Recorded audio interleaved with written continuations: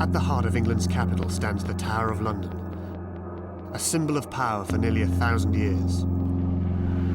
Throughout its history, the tower has been the castle of kings, a fortress, a stronghold for royal treasure. It has been the site of intrigues and mysteries, of tortures and executions. The tower walls have many stories to tell.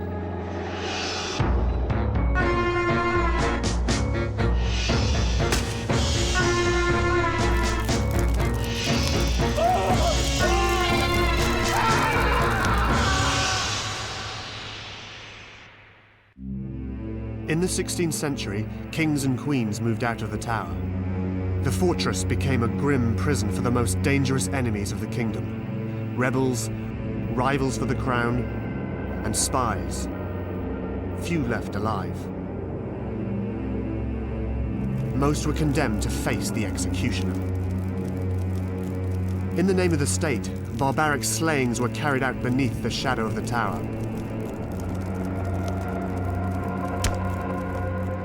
Common criminals were hanged, but these were not quick kills. Instead of dropping from a height sufficient to instantly break their neck, criminals were hauled into the air. The rope tightened slowly, causing the victim's tongue to swell and turn purple. Their eyes popped from their skulls. The condemned twisted and kicked as they slowly choked to death. Despite the horror of hanging, beheading was not that much better. Beheading was considered a privilege, an honorable form of execution reserved for nobles and gentlemen. As if having a head chopped off in a pulpy, bloody mess was not enough, the victim also took part in a gruesome and humiliating custom. The condemned was expected to give the executioner a tip to convince him to do a quick, tidy job.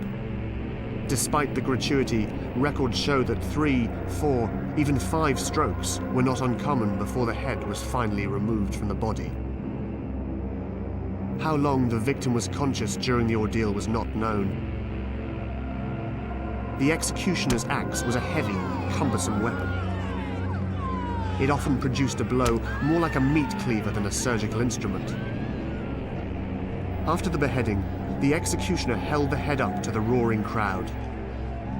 The head was then stuck on a pole and taken to London Bridge.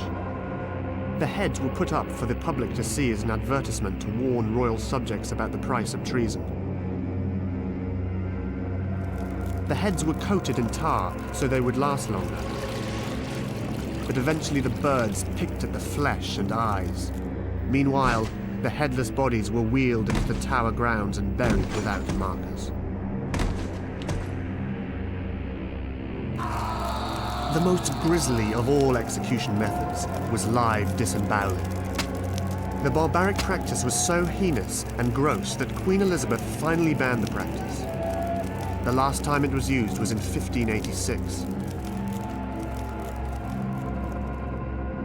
The last disembowelment execution was the work of Francis Walsingham,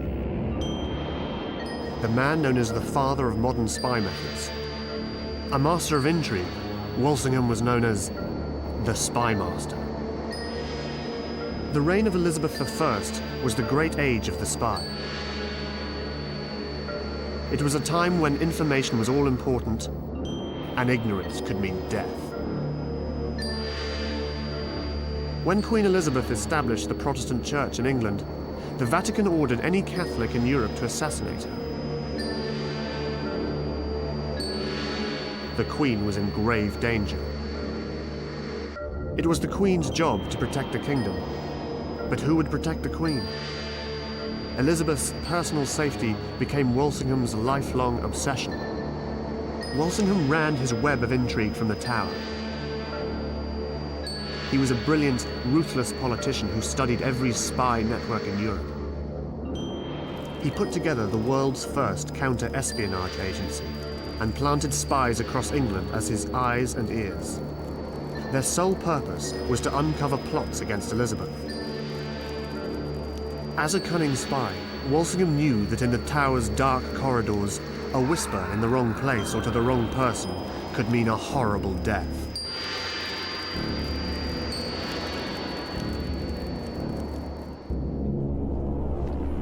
Protestant Elizabeth feared the return of Catholic rule led by her cousin Mary Stuart, Queen of Scotland.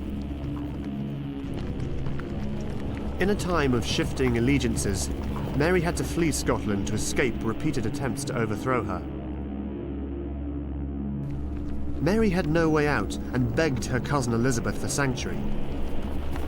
But the sanctuary turned out to be captivity. When Mary entered England, she was arrested on suspicion of plotting against the crown. Mary was kept under house arrest and moved from place to place to keep her out of touch with her Catholic supporters.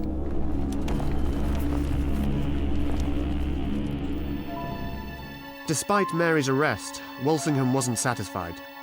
He couldn't rest knowing that Elizabeth's greatest enemy still posed a threat to her reign. Walsingham was obsessed with finding a way of getting rid of Mary. He had a simple solution. Somehow, Mary must be executed. But try as he might, Walsingham could not convince the Queen to kill her own cousin. Elizabeth refused to sanction the execution of another monarch. Regicide was a serious precedent. Killing a royal might come back and haunt Elizabeth if she were ever the target of a plot. But the perfect opportunity to get Mary fell into Walsingham's hands. The Spymaster uncovered a scheme against Elizabeth, a plot that seemed to lead directly to the imprisoned Scottish Queen.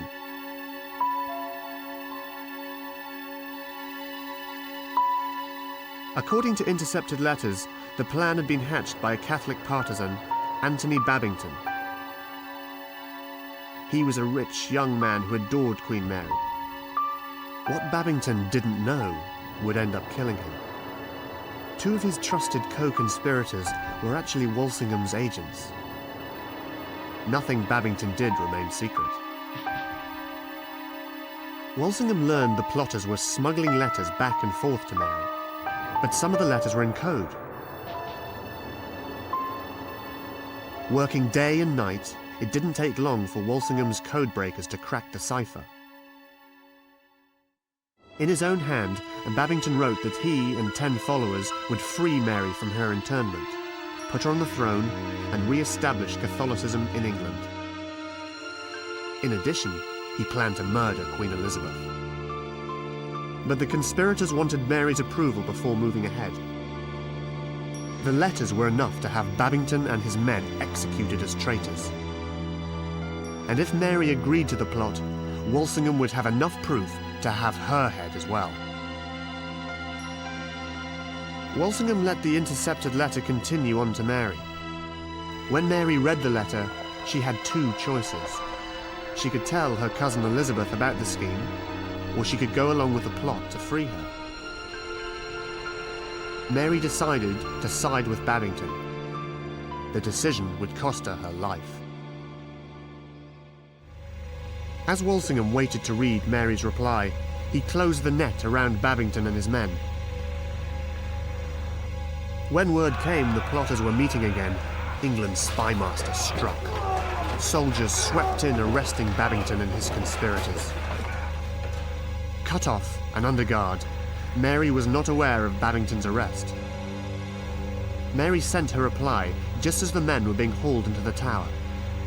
Anxious to escape her captivity, Mary even suggested a plan. She wrote to Babington, 50 men, well-horsed and armed, should come to take me, as my keeper has with him but 18 or 20 horsemen. She ended with, let the great plot go ahead. Mary was clearly involved with the traitors, but Mary never specifically endorsed her cousin Elizabeth's murder.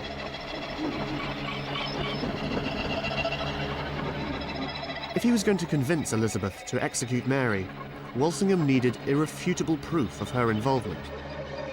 He decided to take matters into his own hands. Driven by his personal war against Mary, Walsingham operated like a professional spy and dropped all pretense of morality. He manufactured evidence. Walsingham forged a postscript to the letter, making it appear Mary had agreed to the murder as she was finishing the letter. Now, Walsingham could go to the Queen and ask for Mary's execution. When Elizabeth read Mary's letter, she was furious. She felt she had done everything possible to protect her scheming cousin, but the forged letter convinced her. Elizabeth could no longer avoid the problem.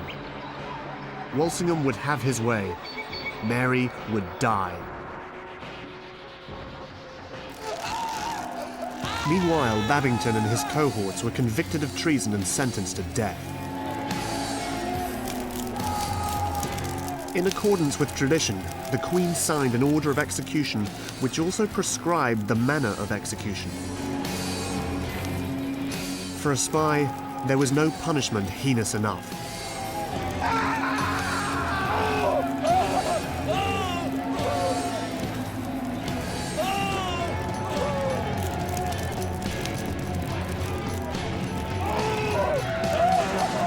On September the 26th, 1586, the horror began. Babington and 6 of his companions were taken from the tower and brought to the executioner. One after another, they were hanged, but only until they were unconscious. Then they were cut down and revived. As the dazed victims watched in horror, they were disemboweled.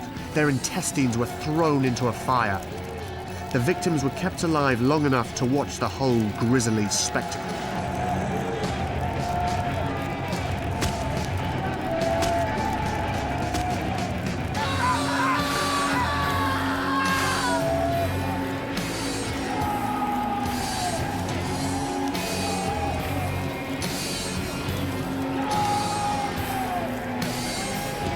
As their life bled away, the victims' bodies were hacked into quarters like chunks of beef.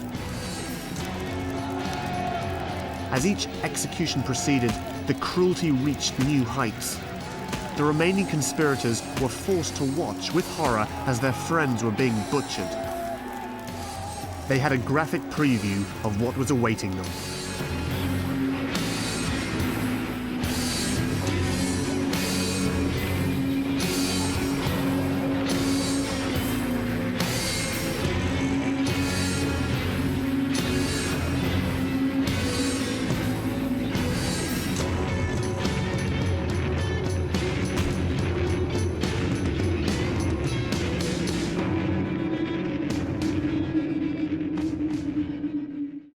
Experience the past like never before with History Hit's award-winning original documentaries and ad-free podcasts with our expert historians like Dan Snow, Susanna Lipscomb, Lucy Worsley, Mary Beard, Tristan Hughes and myself, Matt Lewis. Sign up for an exclusive discount using the link in the description and embark on your historical journey from the wonders of ancient Egypt and the life of Anne Boleyn to the rise of Napoleon Bonaparte and the discovery of Shackleton's endurance. Get history wherever, whenever, exclusively on History Hit. A public outcry arose at the barbaric disembowelments, and it led Elizabeth to order the remaining conspirators to be simply hanged. There was never to be another public dismemberment in England. Now it was Mary's turn. Mary was Queen of Scotland, and no court had ever tried the leader of another country.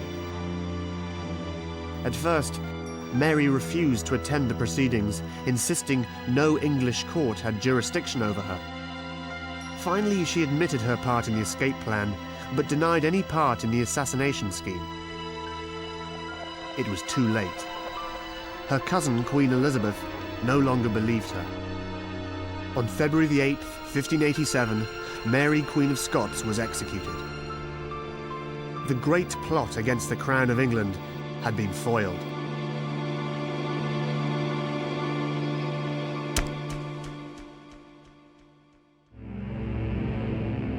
The great Spymaster Walsingham had won the deadly game of cat and mouse. Walsingham was the father of modern spycraft. His ends justified the means at whatever the cost. A professional spy, Walsingham had a number of weapons in his armory: codes, disappearing inks, even murder.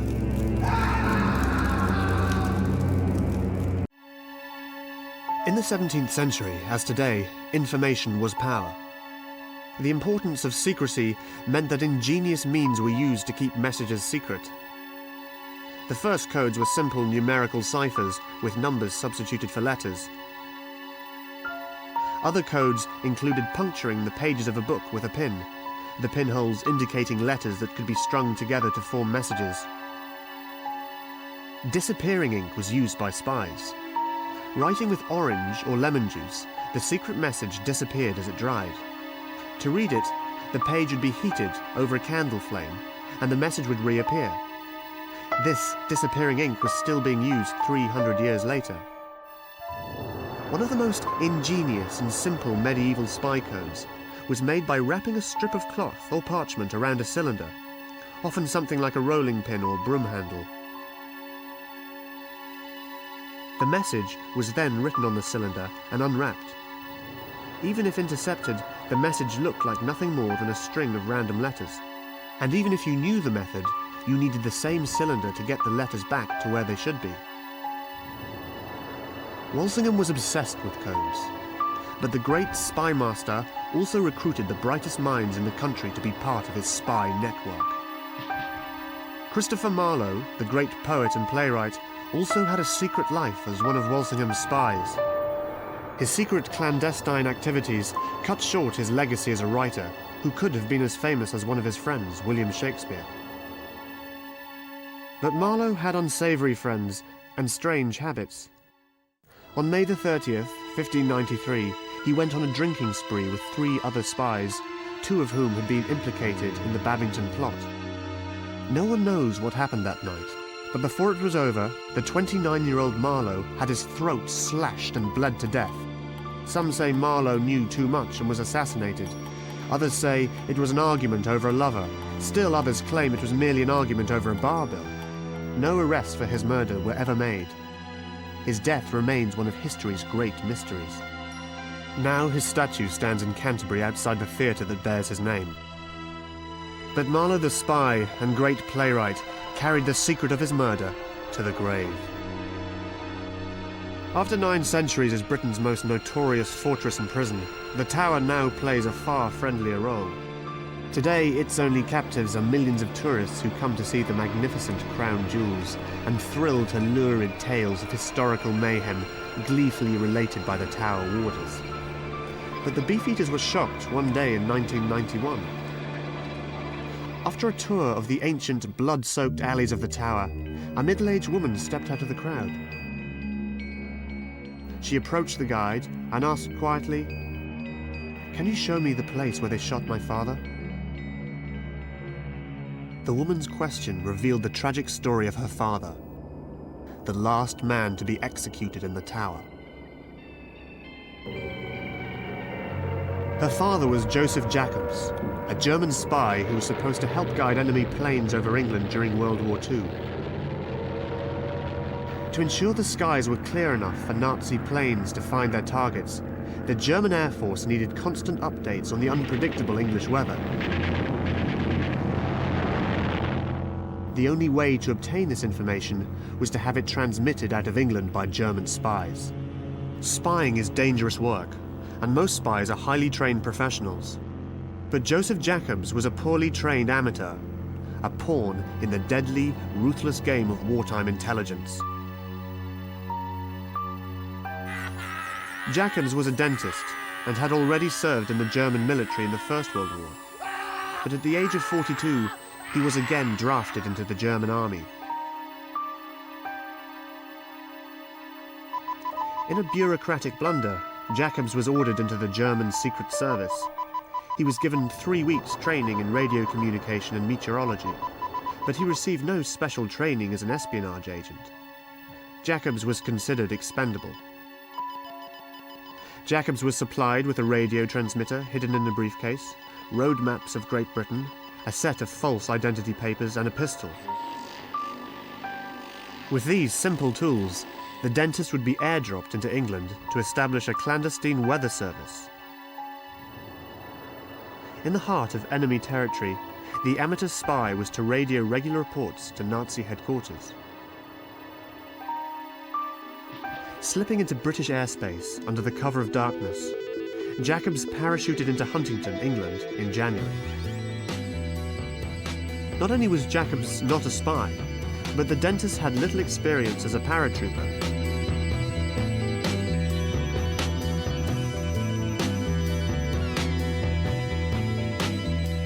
He landed in a farmer's field and shattered his ankle.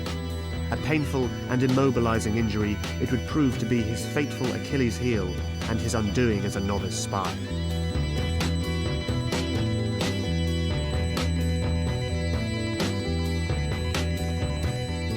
He tried to escape and painfully hobbled to the nearest outbuildings.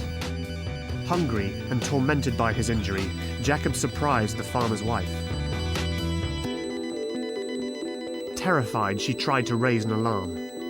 Trying to silence her, Jacobs pulled his pistol and limped after her.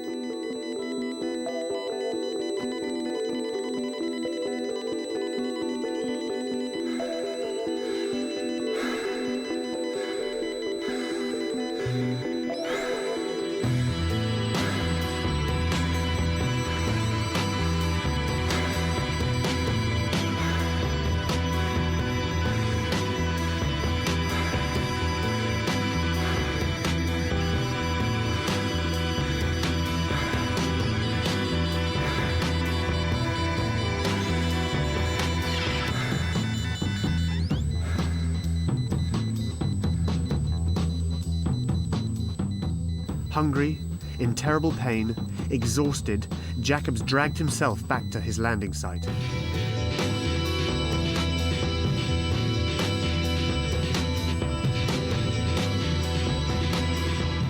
He fired his pistol to attract help.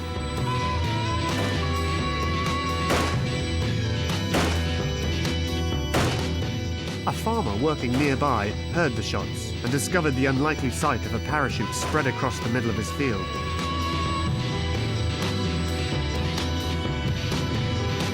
When he went to investigate, the farmer found Jacobs lying unconscious beside it.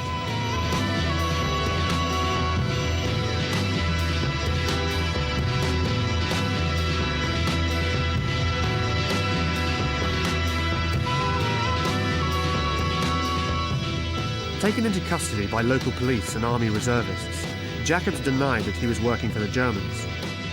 Did he think they would take pity on him? Did he think his cover story would work? History never recorded his thoughts, but we know that he had been caught red-handed. He had a Luger pistol, radio transmitter, forged identity papers, and a map showing the location of 2 nearby airfields.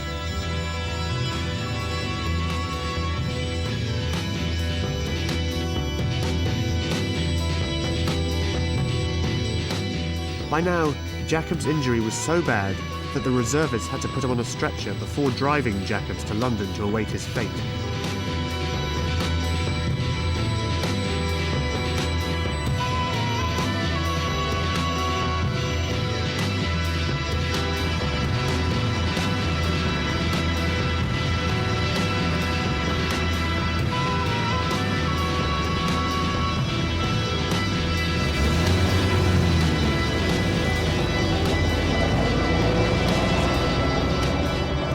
After his ankle was set, Jacobs was transported under military guard to a maximum security London prison for captured spies and saboteurs. The hapless dentist appeared before a military court to be tried under strict wartime secrecy. During the trial, Jacobs claimed he was actually a native of Luxembourg and helped Jews escape from Germany. He said he was sent to a concentration camp because of his anti-Nazi activities. Jacobs said he only offered to become a spy so he could get out of Germany and join the anti-Nazi underground. But the claim to be escaping from Nazi Germany was a cover story used by all German spies. And an investigation showed Jacobs charged huge fees to help Jews escape Germany. His military service in the First World War proved he was German, not a citizen of Luxembourg. Swiss police records indicated he had been imprisoned in 1924 for selling counterfeit gold. Joseph Jacobs was convicted as a spy and saboteur and was sentenced to death. During the Second World War, spies were normally hanged in the prison where they were held. But Jacobs couldn't stand at the hangman's gallows because of his shattered ankle. The dentist would have to be shot by a firing squad.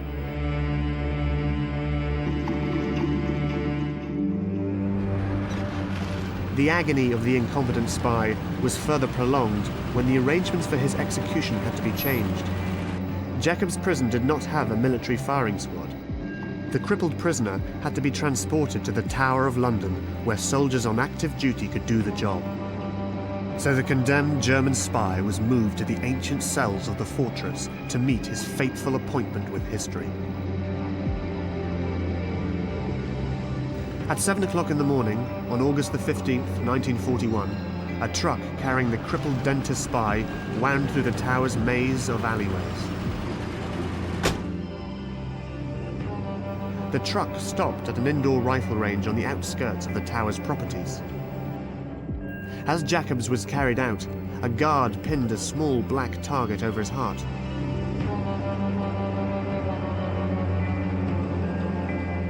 Piles of hay were stacked against the back wall to catch the bullets. In front of the hay was a wooden chair.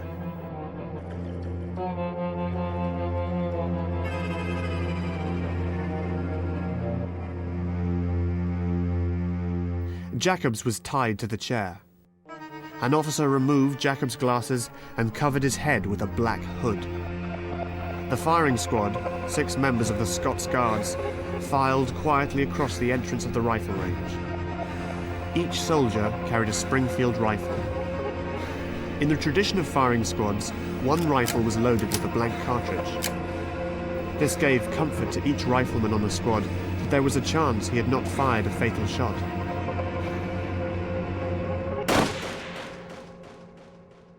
At 7:12 a.m., August the 15th, 1941, the order of fire was given, and Joseph Jacobs was executed. The German dentist that became a spy entered the history books as the Tower of London's last victim. Like some implement of medieval torture, the bullet-riddled chair in which Joseph Jacobs met his fate still survives. Kept as an historical artifact, the chair remains safely in storage. It will stay hidden until it no longer haunts the descendants of Joseph Jacobs, the last victim in the long and tragic history of the Tower. Unlike the deadly justice meted out by the Tower for most spies, one clandestine agent who was a rebel and a traitor ended up being the toast of London. He was also the only American ever held in the Tower. Most spies wasted away in the Tower's dank cells waiting for execution. But one spy, the only American ever to be imprisoned in the fortress, lived the high life in prison. He carried on a romantic affair and became a London celebrity. 1780. The War of Independence was in full fury. Henry Laurens, a former president of the American Continental Congress, was on a secret and deadly mission. The journey was soon to end in disaster. Lawrence's boat dodged the British Navy on the way to Europe. His secret mission was to get aid for the American forces battling against Britain. But fate was to give him another place in history. Clinging to the North American coast as long as possible, Lawrence's tiny ship emerged from the protection of a fog bank to confront a massive British man-o'-war bearing down on it.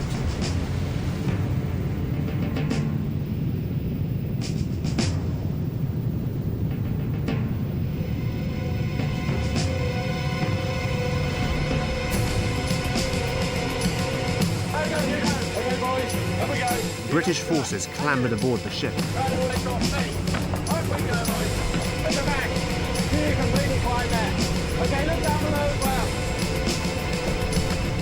Before they could grab Laurens, he threw his secret diplomatic pouch overboard.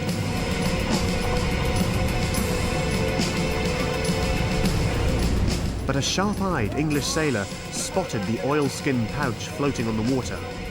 The contents of the pouch spelled out Lawrence's mission in detail. He was headed to Holland to cement a treaty to support the colony in its war against the British. That was all the evidence the British needed. Henry Laurens was arrested as a spy and a traitor. Aware of their captive's political importance, the British government did not subject Lawrence to a public trial. But he was interrogated for weeks on end. Insisting he was an ambassador and entitled to diplomatic immunity, Lawrence refused to answer questions. But the contents of his diplomatic pouch revealed everything. Lawrence was negotiating with a foreign power, an act punishable by death. Henry Lawrence was convicted of high treason and left in a cell in the Tower of London.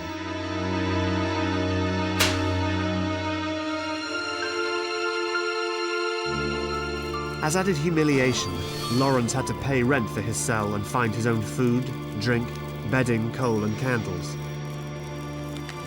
He even had to pay his guards' wages.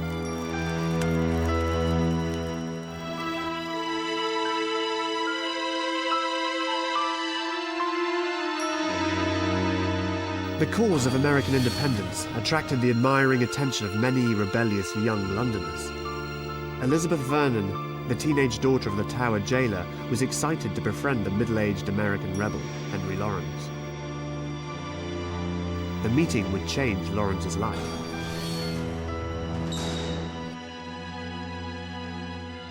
Elizabeth sympathized with Lawrence's work for American freedom. She arranged contact for him with London newspapers that supported the American revolutionaries. From his cell, Lawrence wrote a series of articles and letters furthering America's war effort. He needed a way to keep the letters from being destroyed by prison guards. Elizabeth aided Lawrence by hiding the papers in her underwear and smuggling them out of the tower past the suspicious eyes of her prison guard father.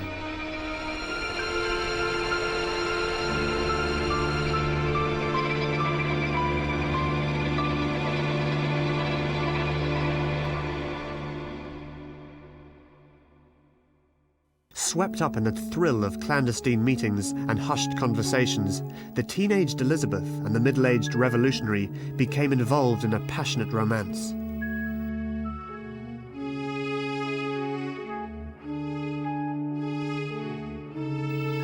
Word spread through London about the famous colonial rebel being held prisoner in the Tower.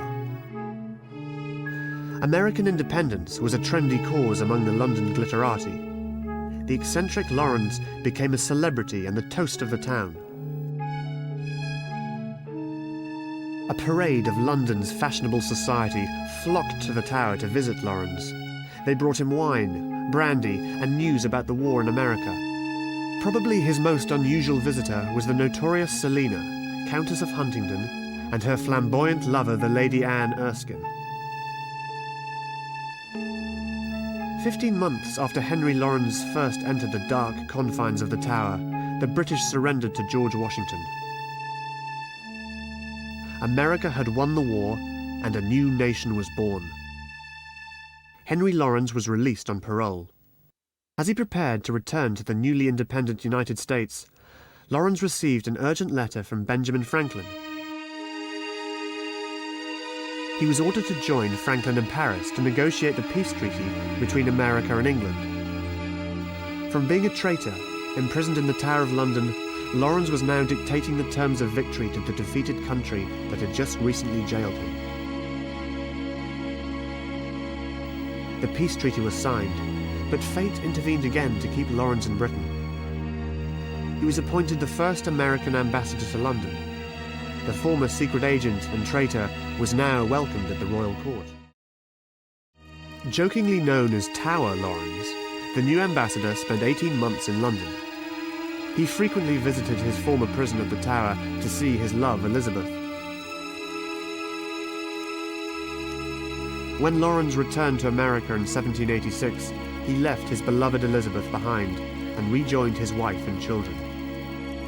But he never forgot his jail romance. When Lawrence died, 6 years later, he left Elizabeth a substantial legacy, proof he remembered her love and the extraordinary courage of a young woman who helped a convicted rebel fight for his country. A traitor like Henry Lawrence was too important for the Crown to execute. But in another case of high rank, the privilege of a British diplomat and nobleman was not enough to save him from the hangman's noose at the Tower of London. Sir Roger Casement was a man who led 3 lives. A respected diplomat who earned a knighthood, he became a spy and traitor to England. But his double life hid a deeper and more secret third life. A sex scandal that led to tragic disgrace and death. Casement was a consul with over 20 years' service in the British Foreign Office. With a flawless record and staunch morality, Casement had been selected to investigate reports of human rights abuses in the Belgian Congo and Peru. One of the most respected members of the Foreign Service, he was given the rare honour of a knighthood. In the end, he would become the first person in 300 years to be stripped of the title. As a native of Ireland, Casement was concerned with the welfare of Irish people. When he retired as a British diplomat, he devoted himself to the Irish cause. In the early 1900s, Britain was considering Irish Home Rule. Turmoil and violence shook Ireland.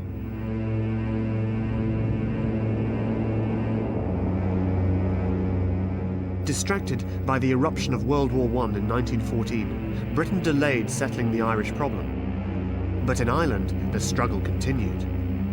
While thousands of men volunteered for the British Armed Forces, their country tore itself apart with strikes and riots. Loyalties were divided between duty to king and country and desire for political freedom. Casement stepped into the volatile and dangerous situation to support the Irish. In a bold and foolhardy move, Casement decided that Ireland should use the World War as an opportunity to break away from Great Britain. He went as far as calling for Ireland to seek German support in its bid for independence. The British saw it as a traitorous stab in the back. Casement went to the United States to raise money to help drive the British out of Ireland. When war in Europe broke out, Casement met with the German military attaché in Washington. Arrangements were made for Casement to travel to Germany to meet with high-ranking military officials. In Germany, Casement laid out plans for an Irish-German alliance against the British.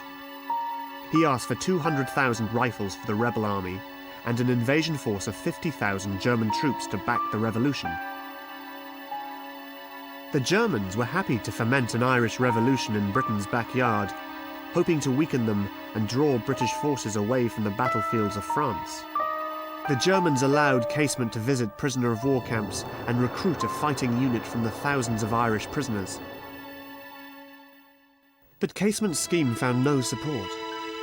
Even the Irish, who wanted a free Ireland, had no intention of helping the hated Germans win the war. After 10 months, Casement had only 55 volunteers.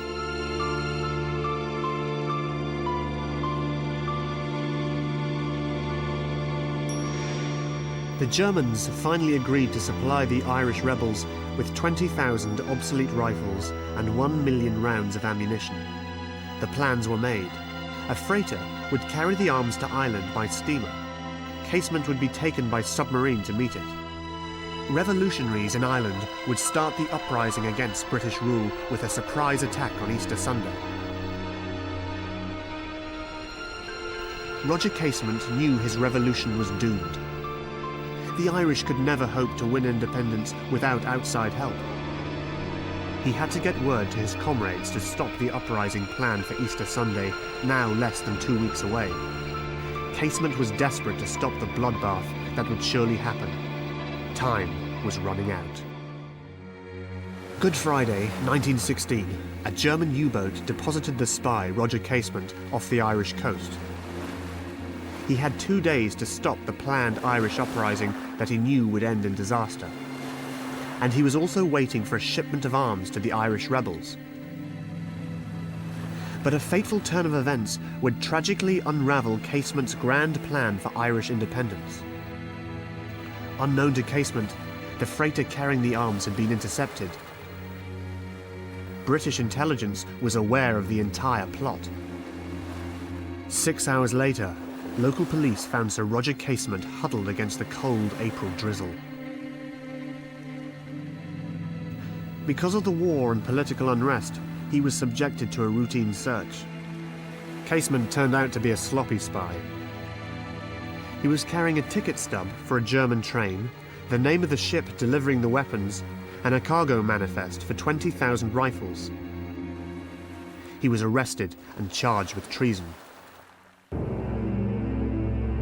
Easter morning, 1916, dawned to find Casement locked in the tower and Ireland in a state of siege. 1,000 rebels stormed Dublin's courts and main post office. The government declared martial law. The British military moved in. In the ensuing battles, 200 civilians and 130 British soldiers and police were killed. Sir Roger Casement, the honoured civil servant, was now the most hated man in Britain. When questioned by Scotland Yard, Casement denied he was a traitor. He declared that loyalty is a sentiment, not a law. In his mind, having no sentiment for Britain, his actions could not be criminal.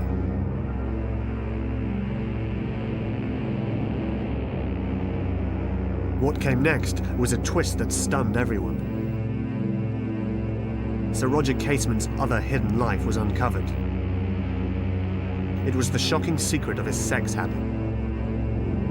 Police uncovered what were to be called the Black Books, hidden in Casement's London flat. In these diaries, they expected to find a record of espionage activity.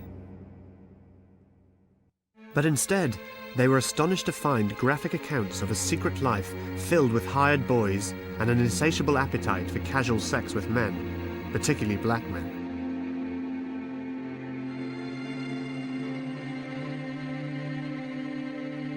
In the conservative morality of the time, the revelations were so abnormal they were considered a mental disease. Shocked at the Black Book's disclosure about the real Roger Casement, the government offered the diaries to Casement's defense lawyers. The evidence of espionage left no doubt of the verdict, but the diaries might allow a plea of insanity. It would be humiliating, but it could save Sir Roger from being executed for treason. Incredibly, Casement refused the offer. Somehow the seriousness of his situation never seemed to dawn on Roger Casement. Standing in the dock, he appeared unaffected by the guilty verdict or the death sentence.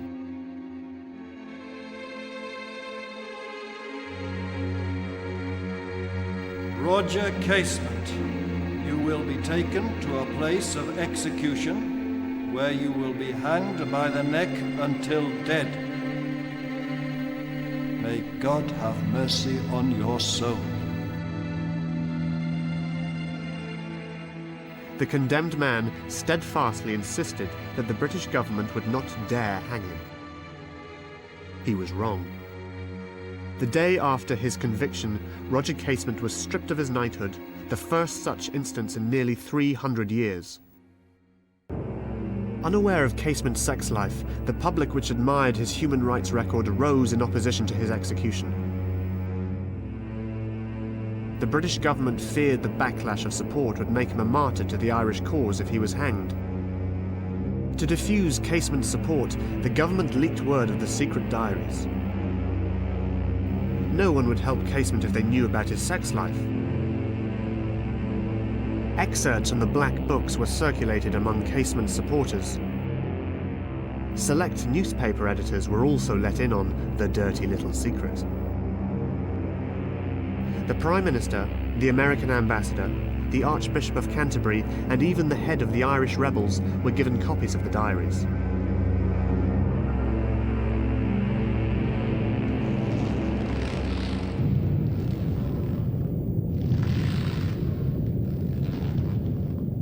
Within days, Casement's support withered away. Old friends disappeared, and his Irish supporters turned on him.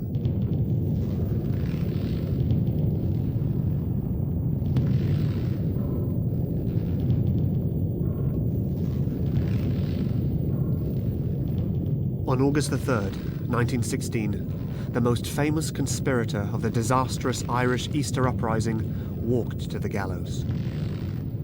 The priest who accompanied him later said, "Roger Casement ended his life with the dignity of a prince."